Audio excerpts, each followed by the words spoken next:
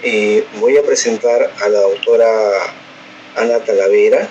Ella es especialista en ginecología y obstetricia del Hospital Nacional Rodolfo Loaiza, la Universidad Peruana Cayetano Heredia. Tiene una maestría en reproducción humana en la Universidad Complutense de Madrid por la Sociedad Española de Fertilidad. Tiene una instancia formativa post-especialización en cirugía ginecológica laparoscópica robótica en el Cham Medicine Center en Northshire Hospital en Atlanta, Estados Unidos. Médico staff de la Clínica San Borja y miembro titular de la Junta Directiva de la Asociación Peruana de Endometriosis. Miembro actual de la Sociedad Internacional de Neurología Ginecológica. Con ella el tema es la epigenética en la ovodonación. Le cedo el paso a la doctora Ana Talavera. Buenas tardes. El día de hoy hablaremos de ovodonación y epigenética. La ovodonación es el proceso de fertilización in vitro en el que se usan los óvulos de una donante para crear embriones y posteriormente serán transferidos al útero de la receptora o futura madre para lograr un embarazo. Las indicaciones de una ovodonación serían si la paciente tiene función ovárica o si no la tiene. Sin función ovárica podrían ser la menopausia, como ya lo sabemos, la ausencia de ovarios, la insuficiencia ovárica prematura. Y las pacientes con función ovárica van a ser aquellas que tienen anomalías genéticas y que no pueden usar sus propios óvulos, los fallos repetidos en ciclos de fertilización in vitro y la edad mayor de 40 años, puesto que disminuye la calidad, el aumento de anormalidades cromosómicas y por tanto también de abortos. Esta clasificación de pacientes con y sin función fue hecha desde 1997. En la práctica, actualmente, aún es la indicación más común la relacionada a la edad de la paciente. Después de que las mujeres eligieron usar sus propios óvulos en repetidos fallos de fertilización in vitro, deciden la ovodonación. Y el éxito de esta se basa en varios aspectos. Los tres más importantes probablemente sean la exitosa preparación endometrial en la paciente receptora, la sincronización de la donante y la receptora y el rol del estrógeno y la suplementación de la progesterona post-transferencia. Es importante catalogar que la donante debe de ser en muchos aspectos protegida y también establecer la mejor donante para nuestra receptora. En ello es el balance entre el recuento ovocitario y la seguridad de la donante, para reducir los riesgos de síndrome de hiperestimulación ovárica. ¿Qué información nos da un ovocito donado? No solo es terapéutico, no es solo con el hecho de llegar a tener embriones, sino también el por qué.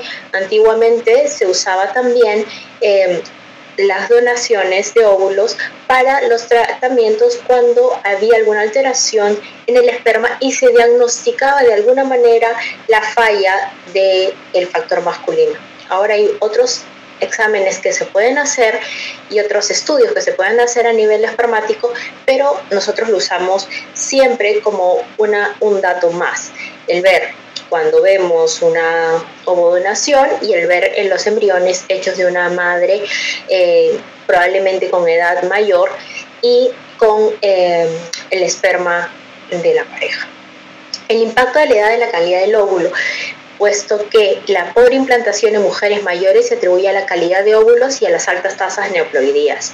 La edad en la receptora, la tasa de embarazo podría ser estable aproximadamente entre los 25 y 48 años, pero empieza a decrecer evidentemente a partir de los 40, pero a los 50 es la tasa donde cae mucho más el éxito, puesto que incluso hay mayores tasas de abortos. Lo que buscamos en fertilidad es un bebé recién nacido en casa y no solamente la gestación. Podría deberse al flujo también uterino alterado en este tipo de pacientes, puesto que a una edad avanzada el flujo sanguíneo ya es diferente. Los cambios en la concentración de receptores estrógenos también disminuyen y la angiosclerosis estromal, es decir, la senectud del útero, ¿no? Además, también vemos que la obesidad está asociada a bajas tasas de embarazo. En estudios con donantes con un índice de masa corporal normal, se debe al factor uterino y decimos, bueno, la obesidad afectó puesto que la paciente estaba en sobrepeso, obesidad. Pero si la donante tiene un índice mayor, está también asociado a la disminución en la tasa de embarazo y el recién nacido vivo, sugiriendo un efecto en el índice de masa corporal a nivel ovocitario también.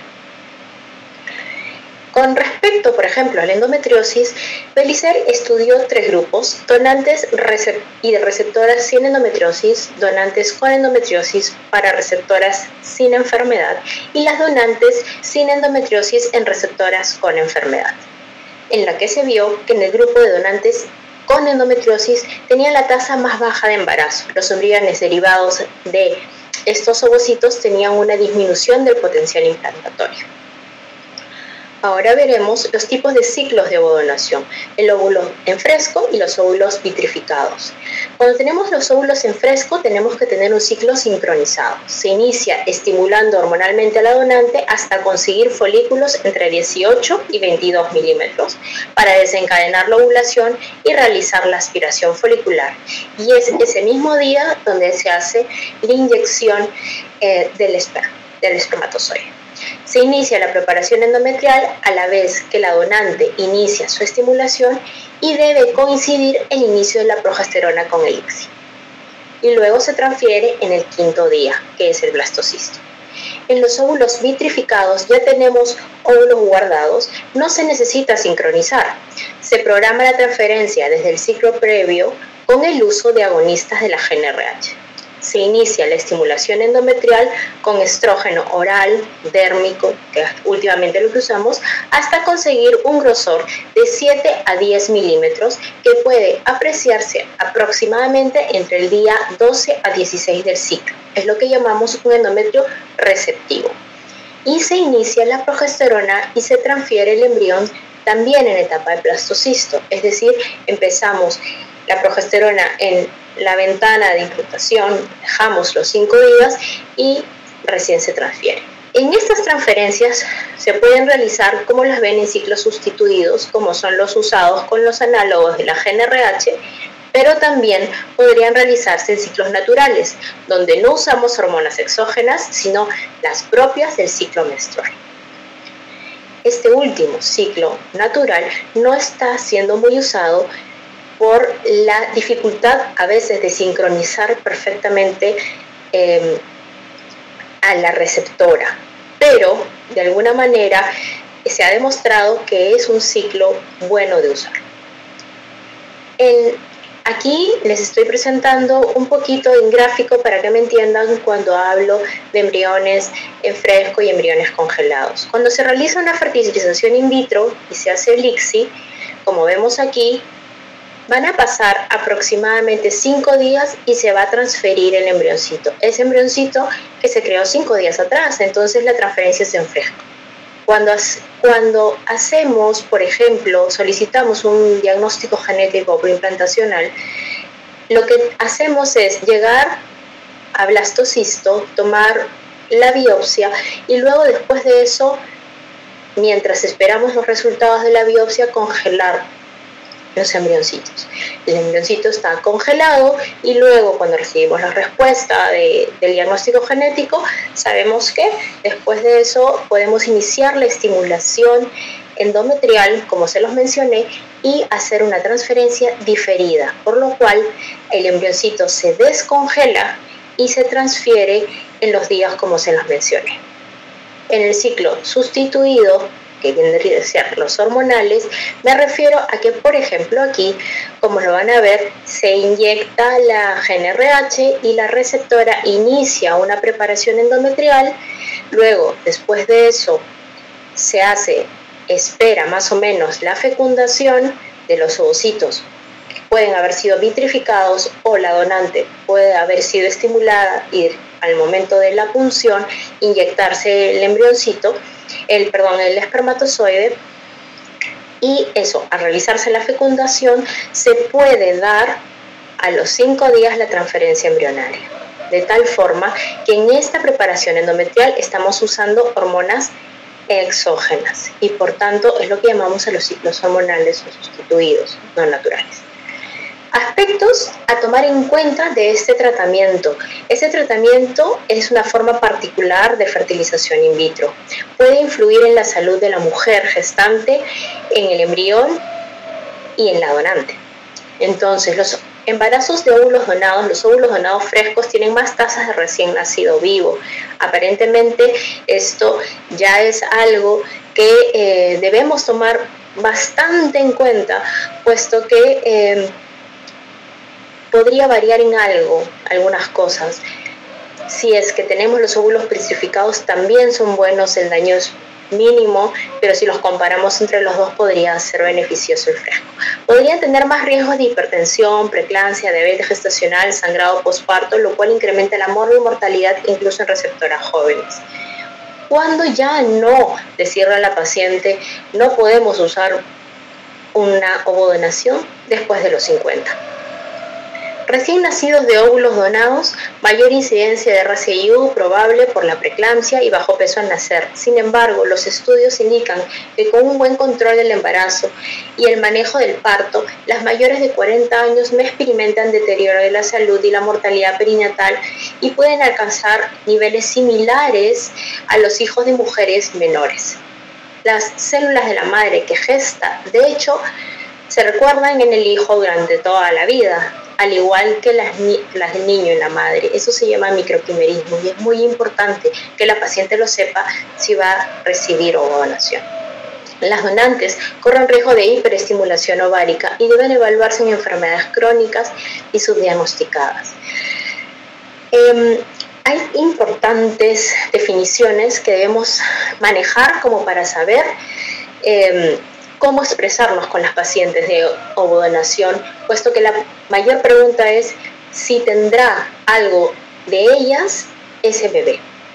El duelo genético es aquel proceso de tristeza o dolor moral por el cual algunos hombres y mujeres pasan cuando reciben la noticia que no van a poder tener sus propios gametos para concebir a sus hijos. Por lo tanto, lo que se duele es la imposibilidad de tener hijos de manera natural y transmitir los propios genes a la descendencia.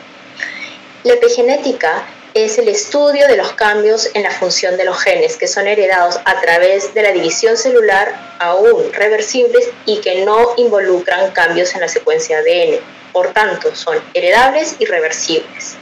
La impronta genómica es aquella marca genética, epigenética, en dominios específicos del genoma que, de acuerdo a su origen parental, se inactivan algunos genes de un progenitor o se activan las del otro. El microquimerismo, la presencia de un individuo de una pequeña población celular proveniente de otro organismo, lo cual implica la presencia en un individuo de una pequeña cantidad de material genético y por tanto estaríamos teniendo pedacitos de uno hacia el otro, en el caso del feto en la madre.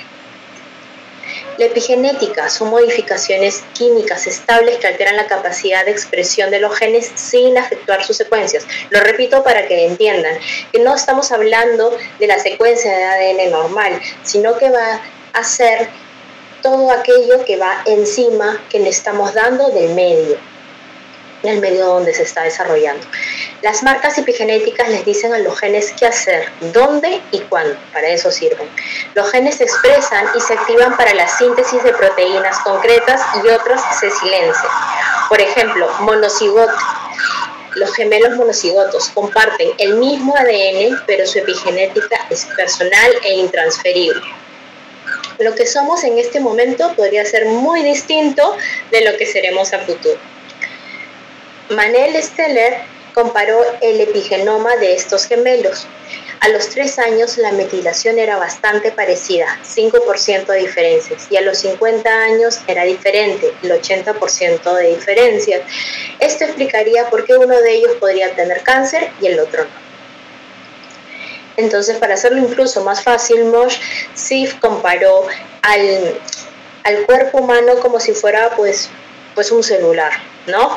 Y este está controlado por una pequeña computadora y el ADN, la genética, sería el sistema operativo, el iOS o el Android.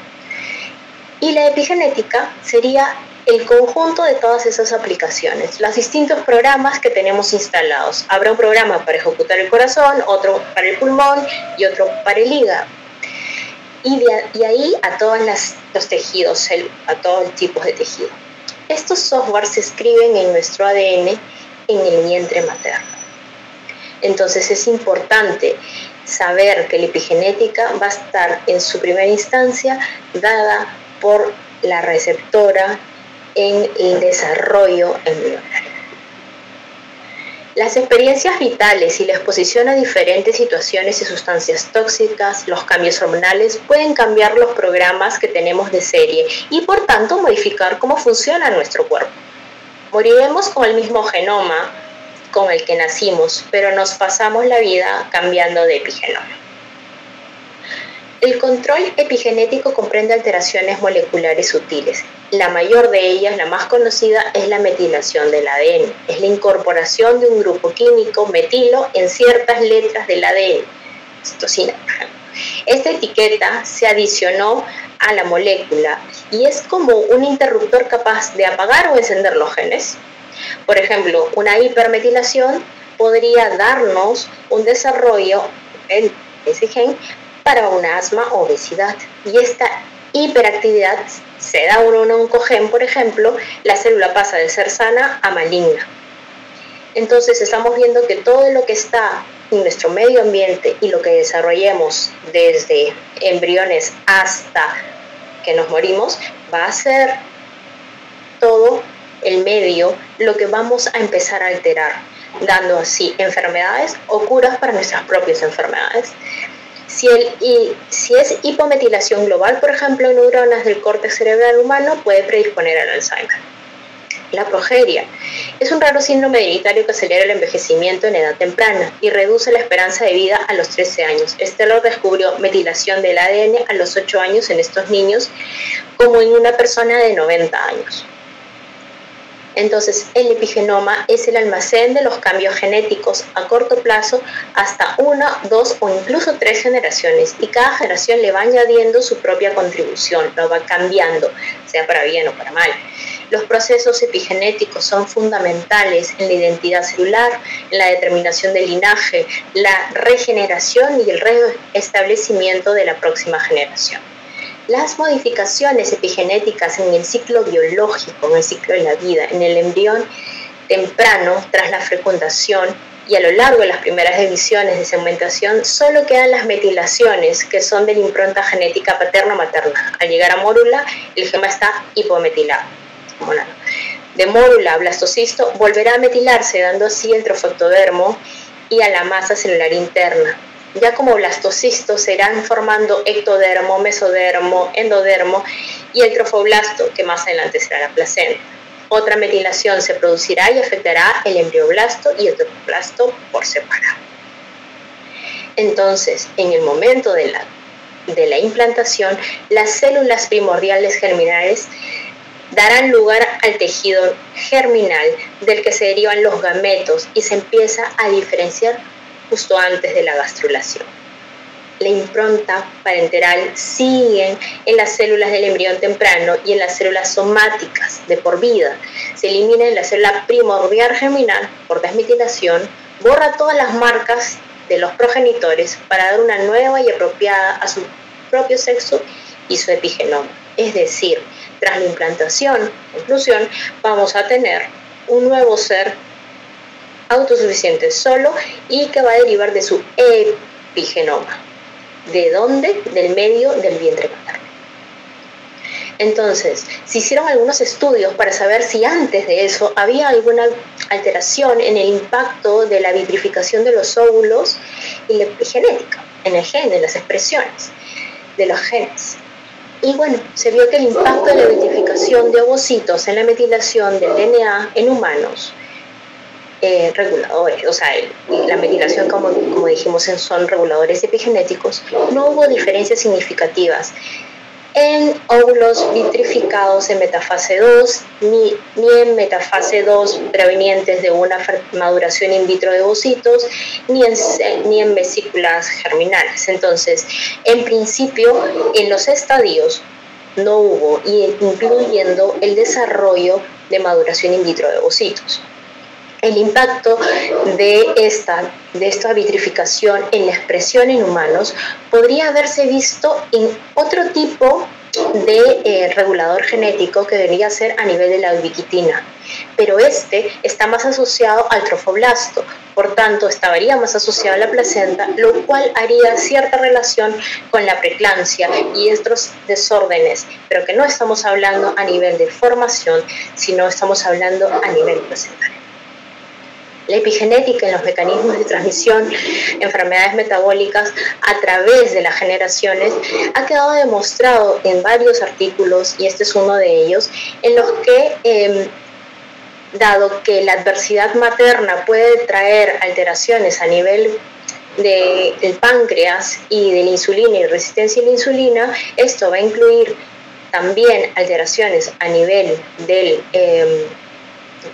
las células germinales y durante toda la gestación y también postnatal, de tal forma que vamos a tener a una persona que va a tener esa predisposición para hacer diabetes, y esa predisposición, si no la lleva adecuadamente, la hará, y probablemente a 2 o 3 generaciones siguientes van a seguir teniendo esa predisposición genética para la diabetes, a la resistencia a la insulina.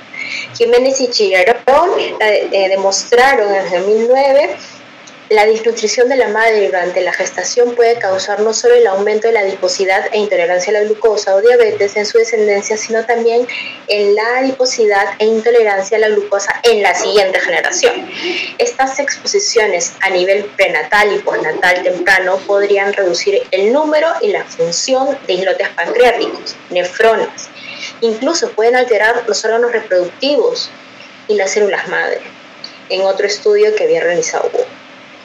Entonces, con todo esto, nos faltaría ver la parte masculina, el factor masculino, el impacto de los fenotipos espermáticos en el metabolismo de la descendencia. No es solo el esperma, otros componentes del semen pueden contribuir a los fenotipos de la descendencia, dando subfertilidad, hipertrofia placentaria, obesidad, intolerancia a la glucosa e hipertensión en la descendencia masculina.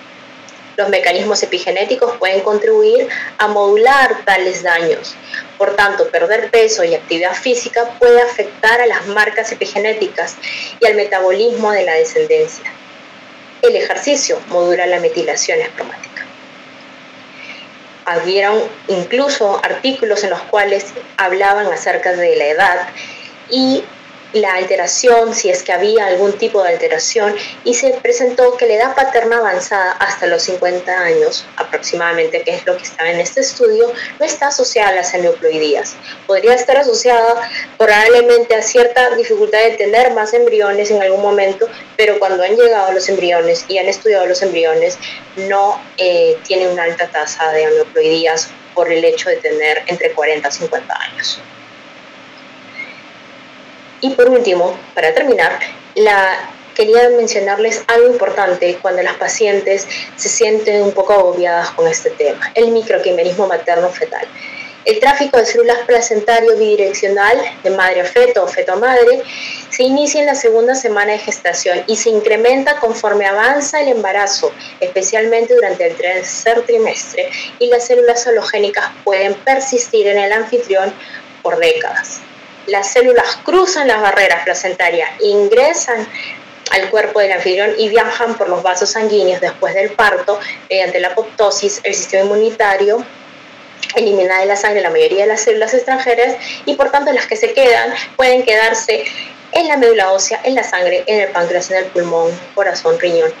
Por tanto, si alguna vez les preguntan, ¿tendrán algo de mí? Probablemente incluso en la lactancia se ha evidenciado que siguen habiendo microquimerismos. Van a tener secuencias genéticas, pedacitos de esas secuencias incrustados en ambos, tanto en la madre como en el niño.